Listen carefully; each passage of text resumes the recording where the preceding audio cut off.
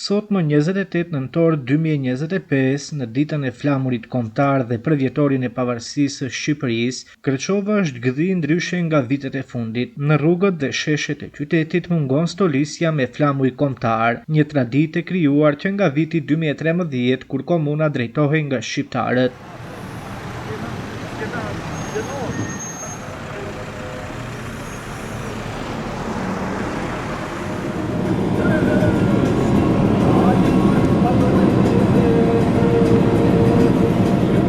Për vite me radhë, Krçova ishte zbukuruar me flamuj kuqezi në këtë ditë të rëndësishme, duke e kthyer qytetin në një hapësirë simbolike festimi dhe respekti për historinë tonë kombëtare. Por këtë 28 nëntor flamujt mungojnë, duke e bërë festën të ndjehet më pak e pranishme në hapësirat publike. Mungesa e dekorimit të qytetit shënon një largim nga praktika e konsoliduar gjatë një dekade e më shumë, duke lënë të kuptohet se simbolika e kësaj date nuk është reflektuar këtë vit nga organizimi institucional i komunës.